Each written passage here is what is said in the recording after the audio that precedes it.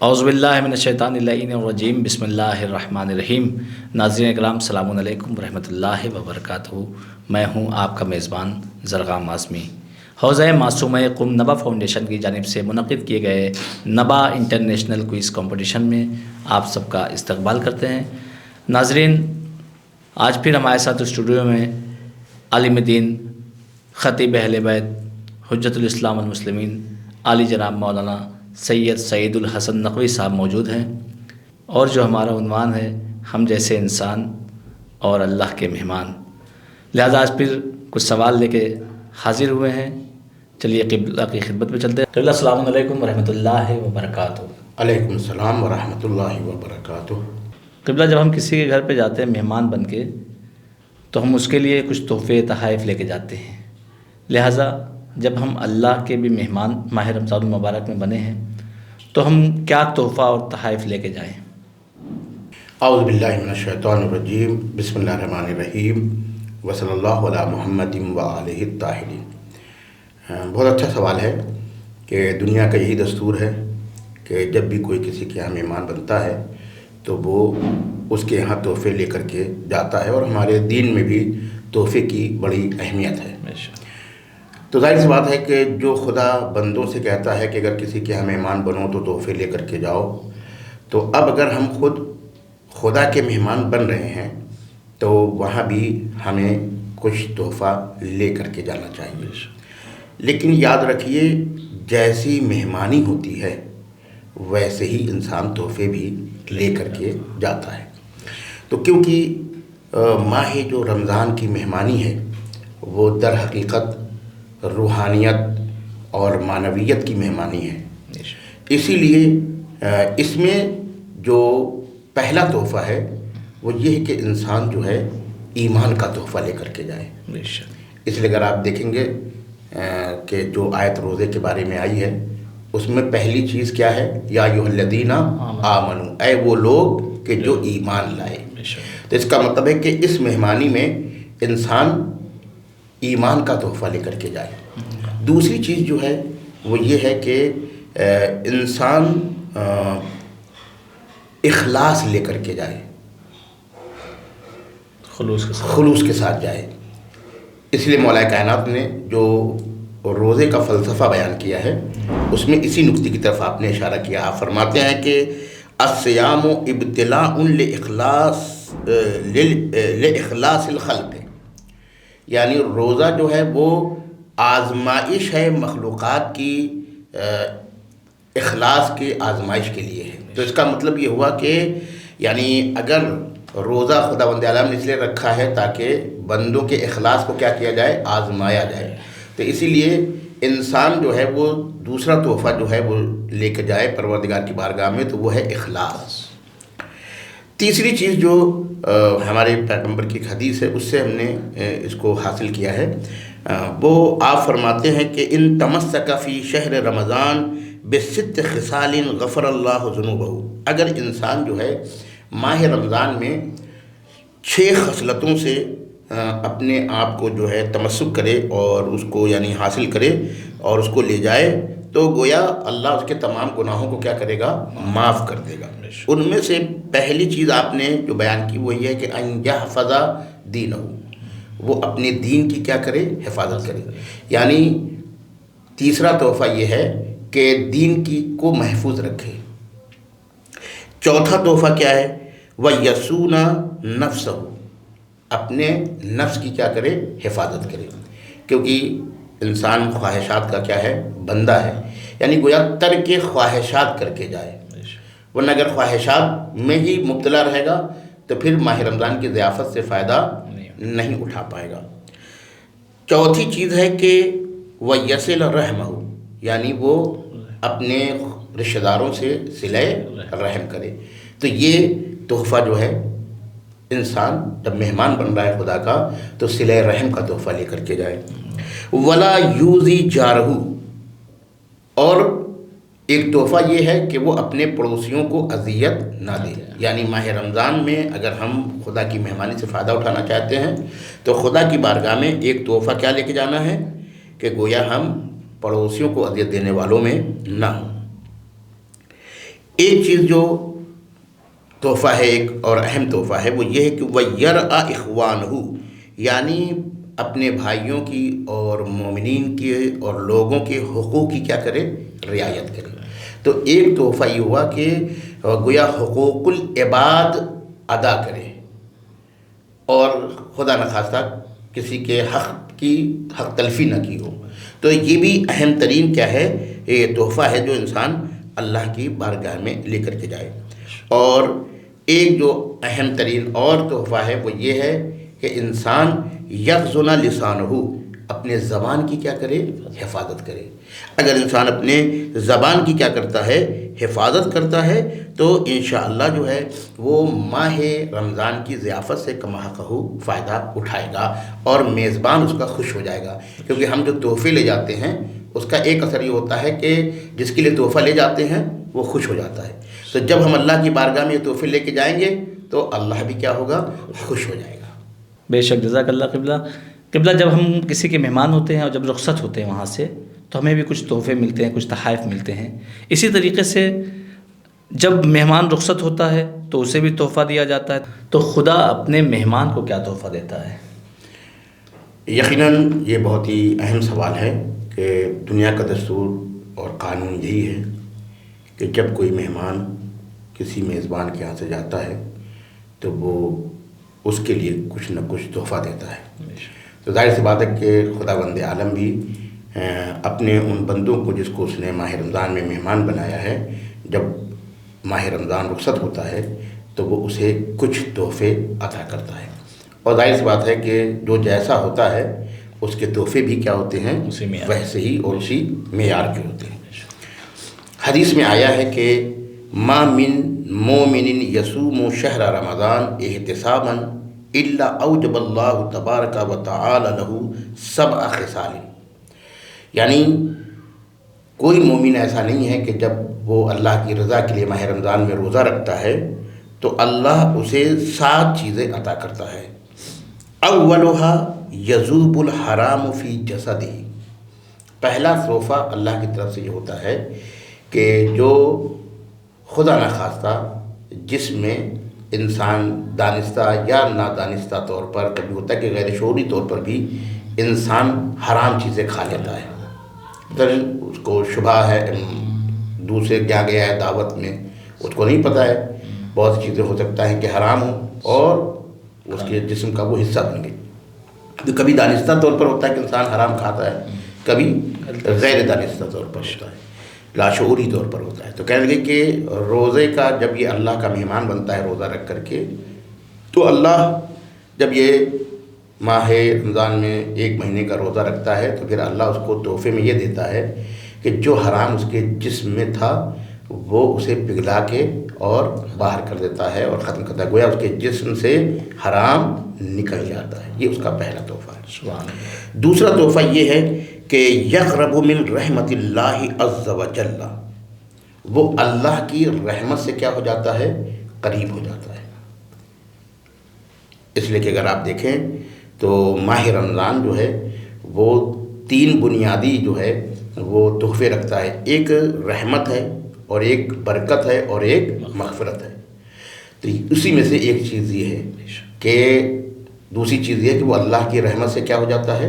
قریب ہو جاتا ہے۔ یہ تحفہ خداوند عالم اپنے مہمان کو دیتا ہے۔ والثالثۃ یکون قد کفر خطیئۃ آدم ابیہ، اور تیسری چیز یہ ہے کہ جس سے پتہ چلتا ہے کہ دیکھیے ہمارے اور جناب آدم کے درمیان کتنا فاصلہ ہے، بہت فاصلہ ہے، لیکن کہہ رہے کہ ہم نے جو ماہ رمضان میں خدا کے مہمان بن کر کے ہم نے جو روزہ رکھا اور ماہ رمضان میں اللہ کے مہمان رہے اور جو اس کی ڈشز تھیں، جو مثلا غذائیں تھیں، ہم نے اسے استفادہ کیا، تو اس کا ایک نتیجہ یہ نکلتا ہے، ایک تحفہ یہ نکلتا ہے اللہ کی طرف سے کہ وہ ہمارے باپ آدم کی جو خطائیں تھیں انہیں چھپا دیتا ہے۔ تو اس سے یہ پتہ چلتا ہے کہ جب اتنے دور کی خطائیں چھپائی جا رہی ہیں تو ظاہر سی بات ہے جو ہمارے قریبی آبا و اجداد ہیں ان کی بھی کیا ہے، یعنی اس کا مطلب ہے کہ عمل بندہ کر رہا ہے، لیکن خدا صرف اسے ہی نہیں تحفہ دے رہا ہے بلکہ اس کے بزرگوں کو بھی کیا کر رہا ہے، تحفے سے نواز رہا ہے۔ چوتھی چیز جو اللہ اپنے بندے کو تحفے میں دیتا ہے، یحول اللہ سکرات الموت، اللہ اس کے لیے جو ہے وہ کہا جائے کہ موت کی جو حالت اعتدار کی کیفیت ہے اس کو کیا کر دیتا ہے، آسان کر دیتا ہے۔ پانچواں، امان من الجوع والعطش یوم القیامہ، یعنی اسے امان دے دیتا ہے قیامت کی بھوک اور پیاس سے۔ یعنی بندے نے کیونکہ ماہ رمضان میں روزہ رکھ کر کے بھوکا بھی رہا ہے، پیاسا بھی رہا ہے، تو اب اللہ نے جاتے وقت گویا اسے کیا تحفہ دے رہا ہے کہ اب تم قیامت میں جس دن لوگ کیا رہیں گے، بھوکے اور پیاسے رہیں گے، مگر جو ماہ رمضان میں روزہ رکھ کر کے مہمان بنا ہے تو خدا بند عالم اس کو یہ گفٹ دیتا ہے کہ اب قیامت میں وہ بھوکا اور پیاسا نہیں رہے گا۔ چھٹی چیز جو ہے وہ یہ ہے کہ یؤتیہ اللہ براءۃ من النار، اللہ اسے جو ہے جہنم سے نجات کا کیا کرے گا، پروانہ عطا کرے گا۔ تو یہ ایک اہم ترین کیا ہے، تحفہ ہے۔ ساتویں چیز یہ ہے کہ یطعمہ اللہ عز وجل من طیبات الجنہ، اللہ جو ہے وہ بندے کو جو ہے جنت کی پاکیزہ غذائیں کیا کرے گا، کھلائے گا۔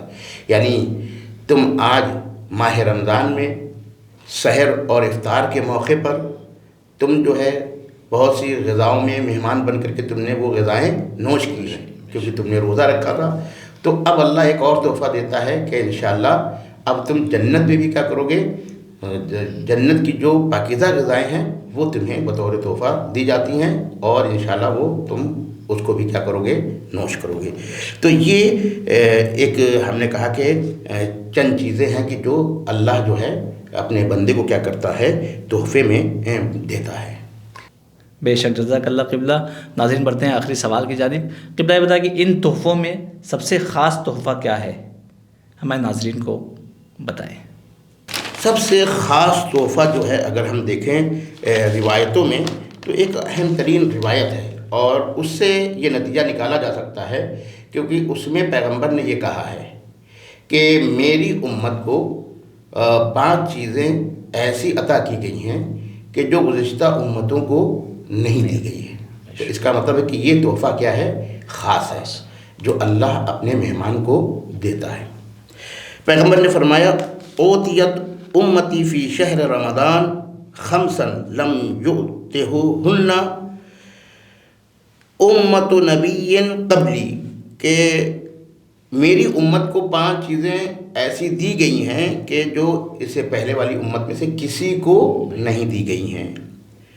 اما واحدۃ، ان میں سے پہلی کیا ہے، فَإِذَا كَانَ أَوَّلُ لَيْلَةٍ مِّن شَهْرِ رَمَضَانَ نَظَرَ اللَّهُ عَزَّ وَجَلَّ إِلَيْهِمْ، پہلی جو خاص چیز ہے وہ یہ ہے کہ اللہ ان کے اوپر نظر کرم کرتا ہے۔ یہ یعنی وہ تحفہ ہے کہ جو دوسری امتوں کو نہیں ملا۔ دیکھیے ہو سکتا ہے کہ اس امت میں کسی فرد کی طرف نظر کرم رہی ہو، لیکن یہاں پر کیا ہے، بحیثیت مجموع، یعنی پوری امت کے اوپر کیا کرتا ہے، کسی خاص فرد کے اوپر نہیں، پوری امت پیغمبر کے اوپر اللہ کیا کرتا ہے، ایک خاص نظر کرتا ہے۔ دیکھیں کبھی کسی ایک خاص فرد کی طرف جو ہے نظر عنایت ہوتی ہے، لیکن کبھی پوری امت کے اوپر جو ہے وہ اللہ کی نظر عنایت ہو۔ تو گزشتہ امتوں میں یہ ہو سکتا ہے کہ کسی خاص فرد کی طرف اللہ نے نظر عنایت کی، مگر یہاں جو ماہ رمضان کی مہمانی ہے اور اس کے بعد جو اللہ خاص تحفہ دیتا ہے وہ یہ ہے کہ تمام بندوں کے اوپر، تمام امت پیغمبر کے اوپر جو ہے وہ نظر کرم کرتا ہے۔ ظاہر سی بات ہے کہ جتنے بھی مہمان بنے ہیں سب کی شرائط الگ الگ ہیں، سب ایک جیسے تو نہیں ہیں۔ بھئی کوئی ہے اس کا اخلاص بہت بلند ہے، کوئی ہے جو بیچارہ معمولی اخلاص رکھتا ہے، تو الگ الگ شرائط کے بندے ہیں، لیکن اس کے باوجود بھی یہ ماہ رمضان کی مہمانی کا فیض ہے کہ اللہ جب پیغمبر کی امت کو تحفہ دیتا ہے تو کسی خاص کی طرف نگاہ نہیں کرتا، بلکہ پوری امت پر کیا کرتا ہے، ایک خاص نگاہ کرم ڈالتا ہے۔ اب معصوم کیا فرماتے ہیں کہ اگر اللہ کسی کے اوپر خاص نظر ڈال لے، اب یہاں پر تو دیکھیے کوئی خاص فرد نہیں، یہاں پر تو پوری امت پر جو ہے وہ نظر کرم ڈالی ہے، تو جب اللہ کسی پر نظر کرم ڈال دے تو لم یعذبہ ابدا، تو اسے عذاب نہیں کرے گا۔ تو یہ اہم ترین کیا ہے؟ تحفہ ہے، خاص تحفہ ہے جو اللہ اس ماہ رمضان کی مہمانی میں اپنے بندوں کو عطا کرتا ہے۔ دوسری چیز جو ہے وہ والملائکۃ یستغفرون لہم فی لیلہم و نہارہم، یعنی جو ملائکہ ہیں وہ پوری امت پیغمبر کے لیے کیا کرتے ہیں؟ استغفار کرتے ہیں، دن میں بھی اور رات میں بھی۔ دوسری جو خاص عنایت ہے ماہ رمضان میں جو اللہ اپنے بندوں کو بطور تحفہ دیتا ہے وہ یہ ہے کہ اپنے ملائکہ کو گویا حکم دیتا ہے کہ وہ امت پیغمبر کے لیے کہ جو ماہ رمضان میں اللہ کے مہمان ہوئے ہیں ان کے لیے استغفار کرتے رہیں دن اور رات۔ یعنی اس کا مطلب کہ صرف رمضان ہی نہیں، رمضان کے گزر جانے کے بعد بھی وہ گویا ان کے لیے کیا کر رہے ہیں؟ استغفار کر رہے ہیں۔ ایک چیز جو اللہ جو ہے خاص تحفہ دیتا ہے اپنے بندوں کو ماہ رمضان کی مہمانی کے طفیل میں، وہ یہ ہے کہ یأمر جنتہ، وہ اپنی جنت کو حکم دیتا ہے۔ کاہے کے حکم دیتا ہے؟ کہ وہ میرے بندے کے لیے سج جائے اور سنور جائے، یعنی اس کو جنت کو حکم دیتا ہے کہ ہمارے بندے کے لیے سج جائے اور سنور جائے۔ فَإِذَا كَانَ آخِرُ لَيْلَةٍ غَفَرَ لَهُمْ جَمِيعًا، اور جب رمضان کی آخری تاریخ آتی ہے تو اس کا مطلب یہ ہوا کہ اگر ہم دیکھیں تو گویا یہ جو گفٹ اللہ دے رہا ہے کیونکہ خاص ہے اس لیے ایک ساتھ نہیں دے رہا ہے، پہلی رمضان کو دیا، کچھ مثلا درمیان میں دیا اور کچھ آخر میں دے گا، تو یہ بھی اس کے خاص ہونے کی کیا ہے؟ دلیل ہے۔ لہذا کہا کہ فَإِذَا كَانَ آخِرُ لَيْلَةٍ غَفَرَ لَهُمْ جَمِيعًا، جب رمضان کی آخری رات آتی ہے تو اللہ سب کو کیا کر دیتا ہے؟ معاف کر دیتا ہے۔ تو یہ گویا معافی کا تحفہ جو بہت ہی اہم ہے بندوں کے لیے۔ کہتے ہیں کہ جب معصوم یہ فرما رہے تھے تو ایک شخص اٹھا اور اس نے کہا کہ اس رات سے آپ کی مراد شب قدر ہے؟ تو فرمایا کہ نہیں، اس سے مراد شب عید ہے، کیونکہ کام کی مزدوری جو ہے وہ آخر میں دی جاتی ہے، تو اس لیے جو ہے وہ آخری رات میں یہ بہترین تحفہ ہے خدا کی طرف سے کہ وہ بندوں کو کیا کر دیتا ہے؟ معاف کر دیتا ہے۔ اور ظاہر سی بات ہے کہ اگر خدا بند عالم ہم سب کو معاف نہ کرے تو ہم بدبخت ہو جائیں گے۔ یہ اللہ کا لطف اور کرم ہے کہ وہ کیا کر دیتا ہے کہ ہم بندوں کو معاف کر دیتا ہے۔ جو سب سے اہم تحفہ کہا جا سکتا ہے اور جو ان تمام تحفوں میں بہت اہم حیثیت رکھتا ہے وہ یہ ہے کہ تقوی۔ اللہ جو ہے اس ایک مہینے کے مہمانی کے طفیل میں بندے کو کیا کر دیتا ہے؟ تقوی عطا کر دیتا ہے۔ اور اس لیے آپ دیکھیں کہ اس آیت میں یہی بات کہی گئی کہ یا ایھا الذین آمنوا کتب علیکم الصیام کما کتب علی الذین من قبلکم لعلکم تتقون۔ تو اب دیکھیے معاملہ کیا ہے؟ معاملہ یہ کہ تقوی کسے کہتے ہیں؟ تقوی کہتے ہیں اپنے دشمن سے بچاؤ۔ انسان کے دو دشمن ہیں، ایک دشمن تو وہی شیطان ہے اور ایک جو دشمن ہے وہ یہ تو دشمن جو شیطان ہے تو باہر ہے، اور ایک خود انسان کے اندر ہے اور وہ اس کا نفس ہے۔ لہذا حدیث میں اس کی طرف اشارہ کیا گیا کہ آدھا عدوی کہا گیا کہ تمہارے دشمنوں میں سب سے زیادہ دشمنی کرنے والا کون ہے؟ خود تمہارا نفس ہے۔ لہذا وہ نفس ہمیں خواہشات پر کیا کرتا ہے؟ ابھارتا ہے، اور اس کی بنیاد پر ہم بے راہ روی کی طرف کیا ہو جاتے ہیں؟ چلے جاتے ہیں۔ تو ایک دشمن تو ہے شیطان اور ایک دشمن ہے ہمارے اندر۔ دیکھیے باہری دشمن تب تک کامیاب نہیں ہو سکتا جب تک کہ اندر سے اس کو کوئی دشمن مل جائے، کوئی بھیدی نہ مل جائے۔ تو شیطان بھی جو کام کرتا ہے وہ مل کے کرتا ہے۔ تو اب ہوتا کیا ہے کہ جب ماہ رمضان میں بندہ روزہ رکھتا ہے تو کیونکہ روزے میں کیا کرتا ہے وہ صرف حرام سے پرہیز نہیں کرتا، حلال سے بھی کیا کرتا ہے؟ پرہیز کرتا ہے۔ بھائی انسان خواہشات ہی تو ہیں کہ جو اس کو بے اعتدالی کی طرف لے جاتی ہیں۔ اب ماہ رمضان میں جب انسان 1 مہینے تک حرام تو چھوڑیے، جو حلال ہے اس سے بھی کیا کر رہا ہے؟ پرہیز کر رہا ہے۔ تو اب جب حلال سے وہ پرہیز کر لے گا 1 مہینہ، تو اب اس کے اندر یہ طاقت پیدا ہو جائے گی کہ اب وہ حرام سے بھی کیا کرے گا؟ پرہیز کرے گا۔ تو یہی وجہ ہے کہ سب سے بہترین تحفہ جو اللہ ماہ رمضان 1 مہینے کی مہمانی کے بعد بندے کو دیتا ہے وہ یہ ہے کہ وہ متقی بن جاتا ہے، اور جب متقی ہو جاتا ہے تو اب اس کے اندر یہ صلاحیت پیدا ہوتی ہے کہ وہ امام المتقین سے کیا ہو سکے؟ متمسک ہو سکے، کیونکہ مولا کائنات ہر ایک کے امام نہیں ہے، متقین کے امام ہیں۔ بس ماہ رمضان ہمیں متقی بناتا ہے، اور جب ہم متقی ہو جاتے ہیں تو علی، ہمارے مولا علی کیا ہو جاتے ہیں؟ ہمارے امام بن جاتے ہیں۔ تو یہ سب سے اہم تحفہ ہے کہ جو تمام تحفوں میں افضلیت رکھتا ہے، اور گویا ہر تحفہ اسی کی طرف اگر دیکھا جائے تو پلٹتا ہے۔ بے شک، بہت بہت شکریہ قبلہ آپ کا۔ تو ناظرین، ہم قبلہ کے بہت شکر گزار ہیں، آپ نے اپنا قیمتی وقت ہمیں دیا، چونکہ یہ آپ کے ساتھ ہمارا آخری ایپیسوڈ ہے۔ نبا کی پوری ٹیم مولانا کا شکر گزار ہے، مولانا نے اپنا قیمتی وقت دیا نبا فاؤنڈیشن کو۔ قبلہ بہت بہت شکریہ۔ تو ناظرین، ہمارا بھی وقت تمام ہوتا ہے، لہٰذا ہمیں بھی اجازت دیجیے، انشاءاللہ پھر ملاقات ہوگی نیکسٹ ایپیسوڈ میں۔ تب تک کے لیے اجازت دیجیے، خدا حافظ، والسلام علیکم ورحمۃ اللہ وبرکاتہ۔